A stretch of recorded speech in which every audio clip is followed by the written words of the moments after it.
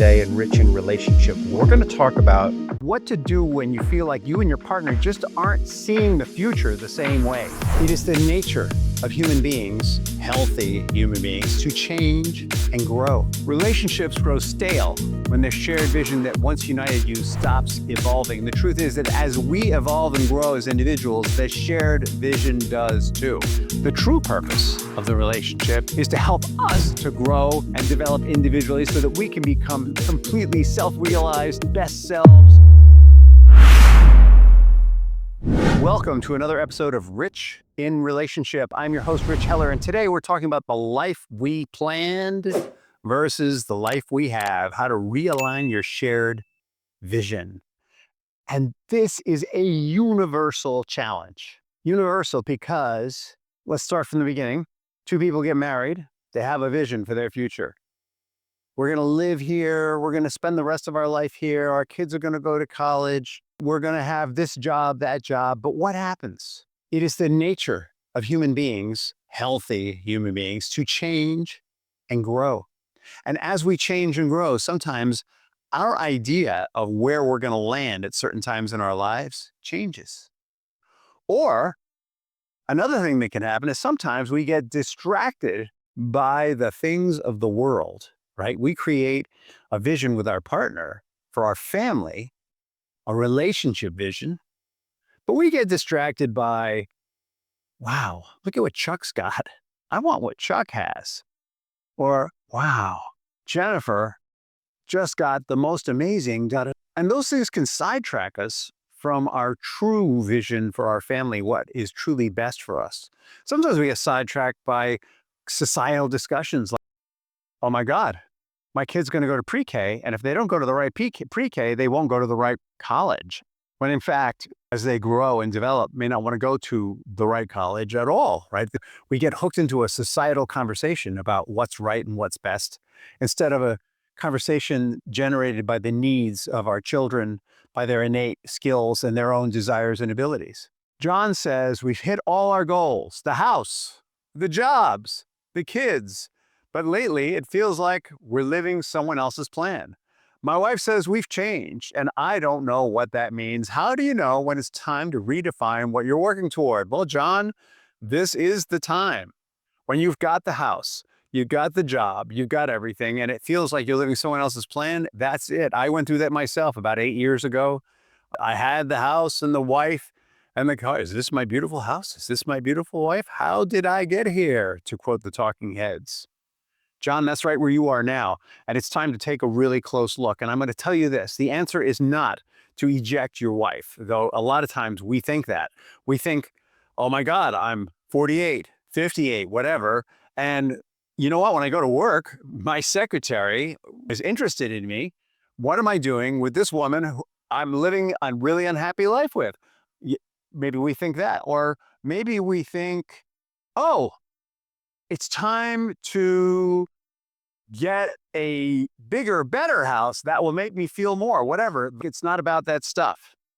Because sometimes we're distracted by the world. Sometimes we're distracted by our own insecurities. When we're in this place of how did I get here, it's time to look at, first of all, what was the dream and what do I have compared to that?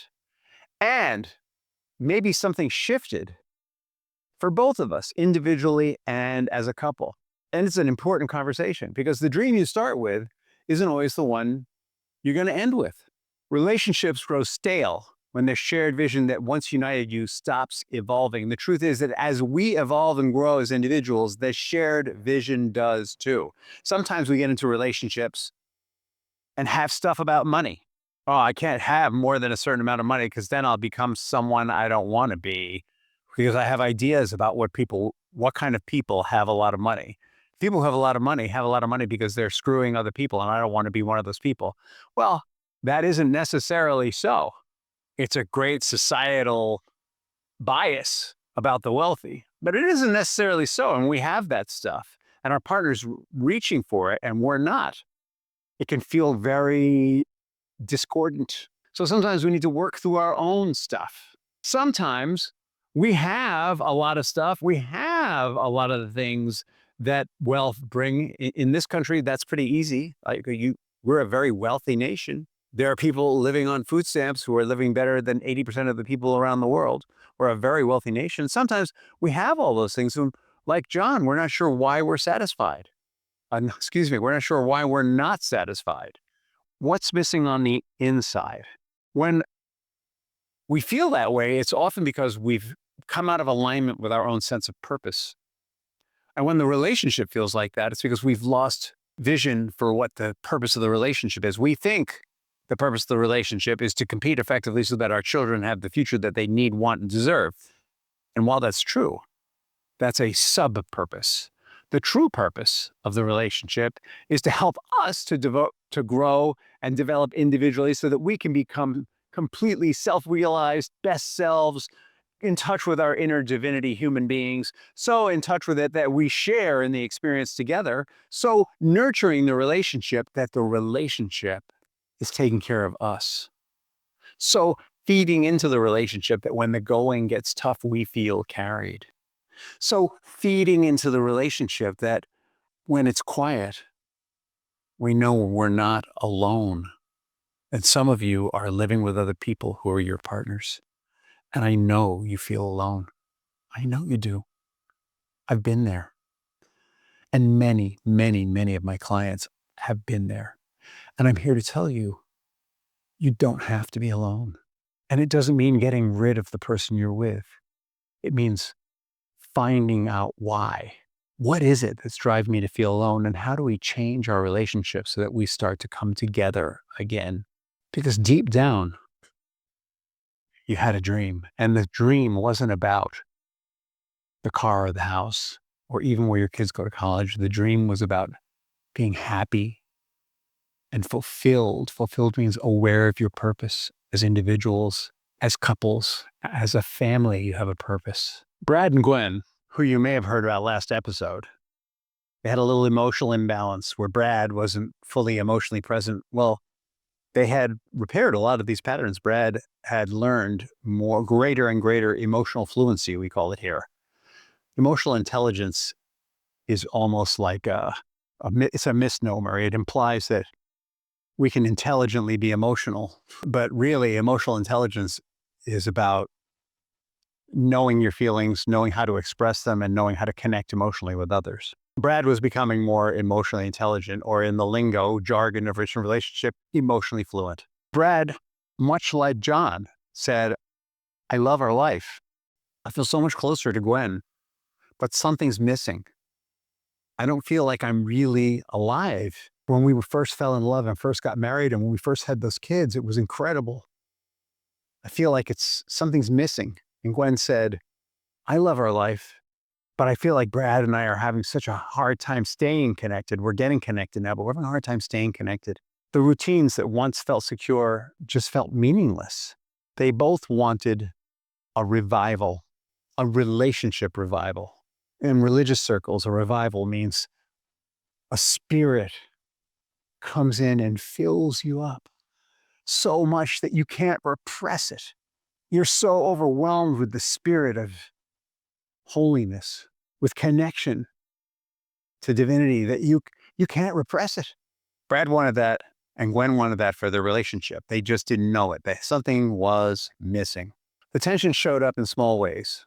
Brad not going as deep in those conversations as he could. Gwen craving spontaneity. They had a very structured way of talking about emotion.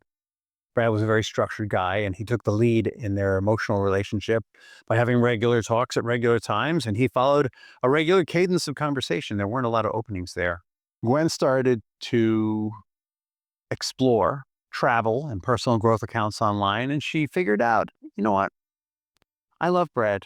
I've just outgrown what I thought this relationship was supposed to be. It's time for us to grow into something new. And so they came back and did some more work with us here at Rich in Relationship. Gwen said, I'm afraid that if we don't grow, we'll just fade. Brad said, I don't want to blow up what we have. I just don't know what more looks like. And so we did work with them as a couple on their intimate relationship with each other. And they found that they had some stories and some emotions from their childhood about marriage and emotions that weren't allowing them to really feel safe with one another. And we did what's called a breakthrough session with each of them. Breakthrough session is very intensive, 8 hours of work, usually over 2 days, 2 4-hour chunks, where they unraveled and released old emotions and unraveled and released old beliefs and created a new, vibrant vision for themselves individually and for their marriage and their future together. And they both rediscovered their individual sense of purpose based on who they were as unique beings. Individually, they started to let go of certain routines and friends that had been holding them back, and they started to explore new ones. And as a couple, they supported one another in their individual growth, and they also let go of some of the old friendships. They found out that some of their family members that Gwen had worked so hard in keeping close, some of their family members were actually holding them back. And so together they created some boundaries for when they're with those family members. They didn't want to get rid of them altogether. They're family, but they wanted to make sure that when they're with them, they weren't drinking the same poison that they were drinking about relationships, drinking the same poison that they were drinking about more, better, different. They started surrounding themselves with people who supported them in feeling purposeful and fulfilled, and their relationship experienced a revival. They experienced individual and shared revival, created a new vision board for their future, one that wasn't based on things, but more of experiences. And they realized that the experience they wanted their children to have wasn't necessarily going to the best school or even having successful careers, so they certainly wanted that for them. They wanted them to feel that they had a sense of purpose, and they started to help their children explore, what are your strengths? What are the things that you really enjoy? What are the things that really rock your world in school? And you know what? Yeah, there are things that you're not so good at, and that's okay. Maybe you are going to get a B or a C in those classes. That's all right. What's important is that you pursue your passion. And they wanted their children to have a work ethic, so they didn't tell them, oh, the things you're bad at, you just don't have to do. They encouraged them to do those things too. Actually, their kids got pretty good grades in those areas also. They started to travel more, and when they traveled, it was less about going to sites and more about experiencing the culture. When they traveled, they made sure that their kids met kids in the culture that they were in. They started to interact with other people in those cultures. They spent a summer in Spain living in an Airbnb, only speaking Spanish to the best of their ability because one of their kids really liked language. And so they all worked on it. And that kid had the best time.